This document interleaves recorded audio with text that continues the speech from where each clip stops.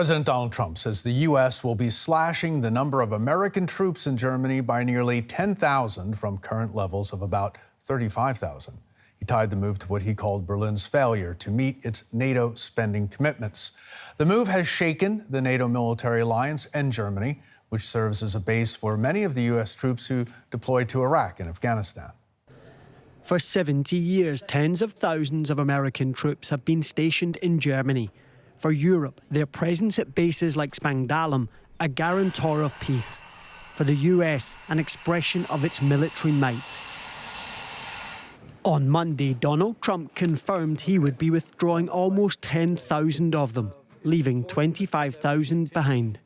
He blamed Berlin's failure to meet its NATO spending commitments. I haven't seen it. So Germany's delinquent. They've been delinquent for years, and they owe NATO billions of dollars, and they have to pay it.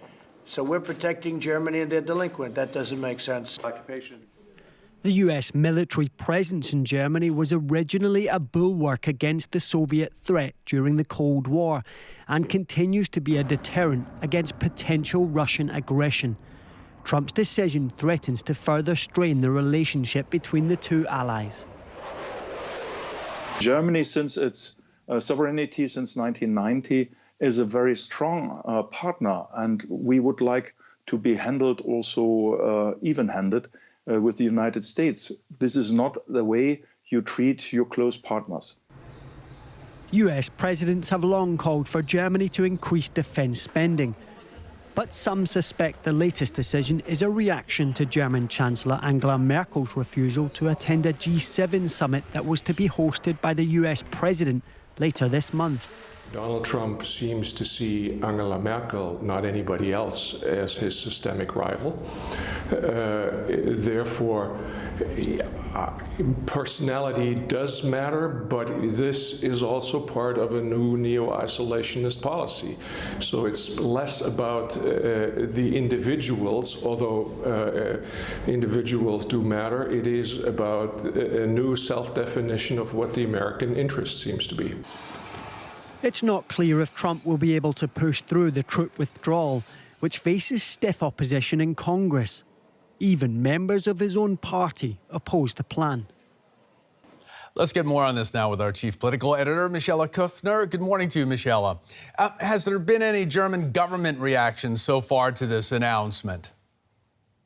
Well, we saw at least a recognition a couple of days ago that Germany had been informed, and this is the real diplomatic insult here, that the German government, that allies in Europe weren't informed by the Trump administration on these plans, which, as we just heard, are also controversial in the United States. Some are even calling it a strategic present to Russia because it potentially throws into doubt how serious Trump is about NATO in the future as well. Okay, there is some speculation right now that some of these troops might be moved to Poland. Is there concern that Washington will be pulling more of the U.S. military presence out of Germany if Berlin doesn't spend more on its military?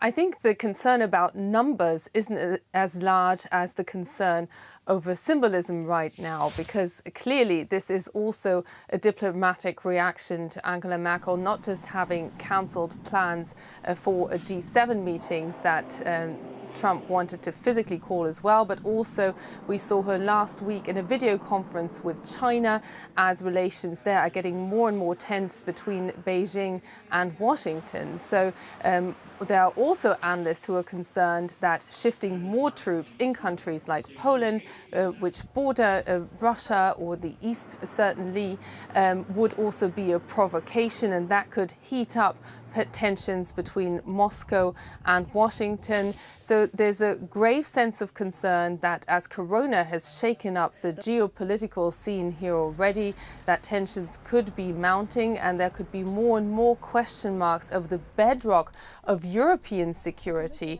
which of course is NATO. We saw the German ambassador in Washington remind Trump that, after all, it's transatlantic security being protected by US troops here. That means nothing else than the concern that Europe would eventually be a battleground if there was a hot confrontation. And there are more and more concerns here that it could also become a battleground for a mounting trade war between the US and China. With these mounting concerns and this new uncertainty that's been interjected here, Michelle, where do Germans stand? What's popular opinion on the presence of American troops in their country right now?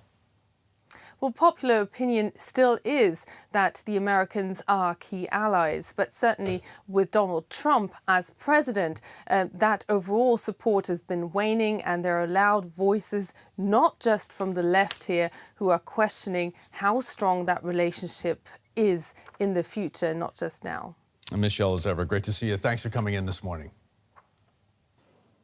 For more on this, we're joined by Alexander Graf Lambsdorff. He's a German parliamentarian in the opposition, business-free Free Democrats, and oversees foreign affairs for the party's parliamentary group. Thanks so much for coming in on this, Mr. Lambsdorff.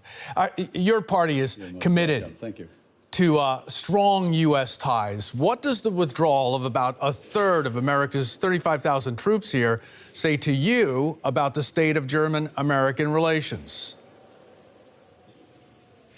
Well, the state of German-American relations is not very good. We've heard that just a minute ago. And as a matter of fact, of course, President Trump sees Angela Merkel as a very different kind of leader. And when Merkel declined to attend his G7 meeting later in the year, I think the point has come for the United States to take this decision. It's a blow to our bilateral relationship. There's absolutely no doubt about that.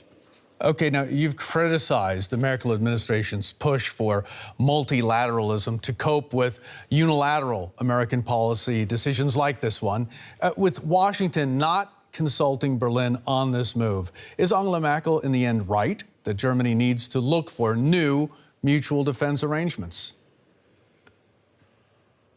It's very good that you should ask that, because as a matter of fact, we are very strong proponents of multilateralism. We regretted very much when the United States left the Paris Accord, left UNESCO, left the WHO, are about to leave it, are leaving behind the arms control treaties. So as a matter of fact, this is a point on which we support Chancellor Merkel's government. We would just like to see more success here and a more determined attitude on the part of the German government when it comes to strengthening international organizations, because when America abdicates as a leader inside these organizations, China may take over, may want to take over, and it's something that we as Germans and Europeans have to counter. How do you avoid that? How do you avoid China moving into the vacuum that American unilateralism could possibly create? By developing a very strong European foreign policy. And that is something that's sorely missing, as a matter of fact, and that's where we criticize the German government as an opposition party. We believe that there should be a much closer cooperation between Germany and France, the other large member states of the European Union, but the European Union as a whole as well should develop a foreign policy worthy of that name and then transport that into international organizations, most prominently, obviously, the United Nations. Okay, does that mean that NATO is becoming irrelevant for Germany? No, NATO still is our security alliance of last resort. And let's not forget, 25,000 American soldiers are bound to stay. My military contacts tell me that the cooperation on the military professional level works very well to this day, while on the political level, as we've just discussed here, we see difficulties developing. The military still cooperates very closely. Alexander Graf Lambsdorff, as ever, great to see you. Thanks so much for coming in for us today. Thank you.